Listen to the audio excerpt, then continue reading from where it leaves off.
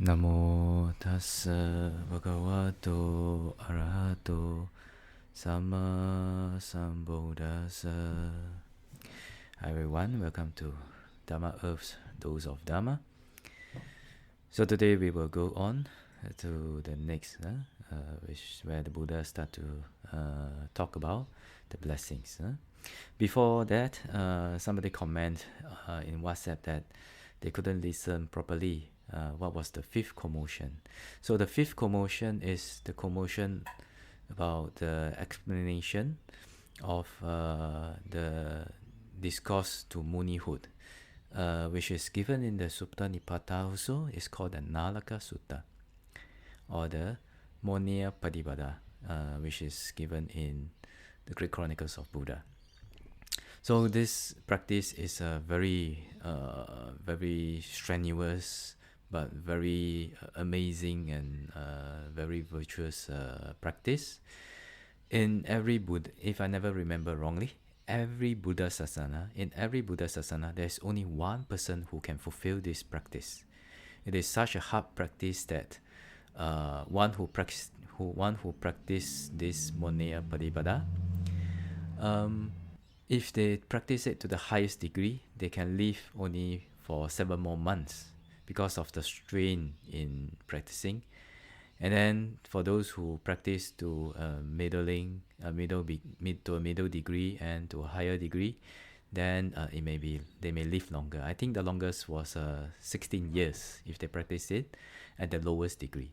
Okay. Yeah, but in every Buddha Sasana, according to the Great Chronicles of Buddha, only one bhikkhu can fulfill this practice. So this time it was the nephew of the ascetic Asita, which the name is called Nalaka. The nephew's name is called Nalaka. That's why it's called Nalaka Sutta. Okay, and then let us go to our sharing today. So the Buddha, after talking in the commentary, after talking about the 5 commotions, then after that, it explains about the first blessing. The first blessing, asevanaja balanam, not associating with fools. So before we get into this, let me ask everyone. So how many times in life have you been in trouble because of associating with someone? Maybe you have landed in jail. Maybe you have gotten into trouble. You have to seek forgiveness from other people. Or maybe you lost some wealth and some money. Is there such an incident in your life? Or are there such incidents in your life? So basically, not associating with fools means to avoid fools. Because why do we have to avoid fools? Because according to the Anguttara Nikaya, chapters of 3, fools bring about peril, calamity, and misfortune. But what are fools? In the Buddhist perspective, fools are beings who enter upon the ways of unwholesome karma, such as killing, stealing, etc. But not only the 5 precepts. If somebody is unfilial to their parents, they beat up their parents, they are very angry and very cruel to their parents or their elders, etc. Any unwholesome, anyone who is doing unwholesome karma, speaking unwholesome speech, therefore creating unwholesome karma. All these people who are doing, all these beings who are doing unwholesome karma, they can be known as fools, right? So from this we can understand that if somebody is not very intellectually educated, right? He's not very high in his intellect, but he may not be a fool. Why? Because according to the Dhammapada, number 63, it is said that a fool who knows his foolishness is wise, at least to that extent. But a fool who thinks himself wise is a fool indeed, right? So if somebody, if like for example, in our yogi circle, as a meditator or even as a Buddhist, well, sometimes we may know that, oh, I'm not so skilled in this. I'm not. My intellect is not so strong in this, but I'm willing to let the good people, people who have higher wisdom, people who know how to develop more wholesomeness, people who know how to guide me to more wholesomeness, uh, guide me. I'm willing to follow them. If somebody can do this, then he is not a fool, even though his intellectual knowledge, he may be very strong in his intellectual knowledge, but somebody who is strong in intellectual knowledge, they may not be wise also. Why? Well, you see, in the world, there are many people who are very highly educated, right? But sometimes they create weapons. Sometimes they work out systems to sell drugs, to do drug trafficking, right? Yeah, a lot of criminals are very highly educated too, you know. So being a wise or being a fool, does not really just depend on the education. According to Buddhist perspective, it also depends on wholesome and unwholesome karma.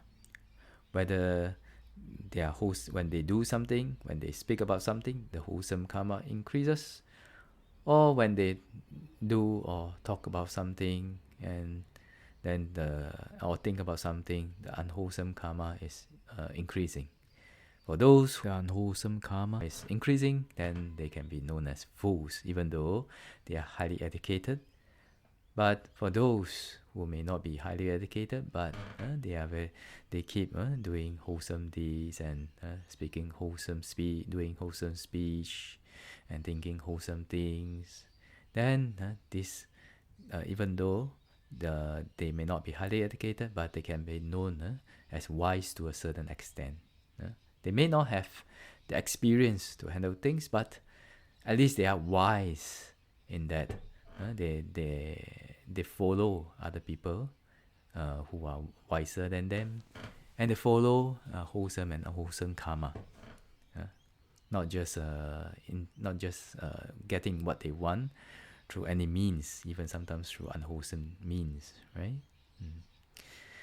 So not associating with fools. Why? As we mentioned earlier, when we associate with fools, it brings about peril, calamity, and misfortune. So what are some more? Is there any more characteristics of fools?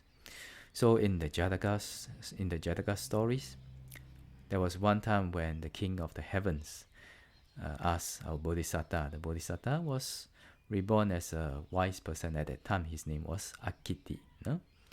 So the king of the heavens asked him, "Oh, what wish do you want? I can grant you the wish." So the wise Akiti says, "May he not associate with fools." So the heavenly king asked him, "Oh, what is it about fools? Are they really so detestable? Why do you want to avoid them?" So the wise Akiti said, "The deluded fellow leads one to ruin. He encouraged one in reckless ways. That means he encouraged one to do things in reckless ways. He's hard to guide to the good. Spoken to rightly, he gets upset. He does not know discipline. It is good not to see such a one. Therefore, for everyone, we have understand that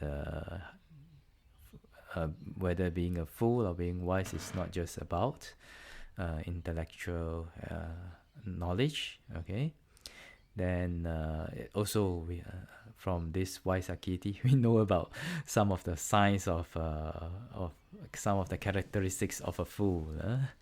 So hopefully, everyone with all this dharma that we get from Buddha, hopefully everyone will learn to slowly not associate with fools. Okay, But in real life, there are some times where we have to associate with them, right? Okay, so what do we do if we have to associate with fools? We have no choice. We have to associate with fools. So what do we do? So for this question, we will discuss it at the end of the stanza.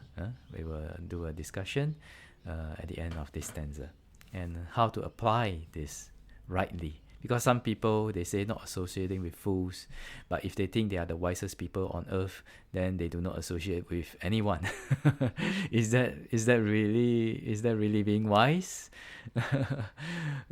We'll discuss about that in the next few sharings. Okay, so today we have tried to understand what are fools, and then why is it not an advantage to associate with fools, and why did the Buddha say this? Because why is not associating with fools and blessings? It is because it protects one from perils brought about by associating with fools. Okay, so hopefully with this sharing, may all of you be able to avoid being fools and also be able to not associate with fools, so that your life will get better. Your life will have more wholesome dharma, and hopefully may the triple gem bless all of you to attain path, fruition, and nibbana as soon as possible. Sadhu, sadhu, sadhu.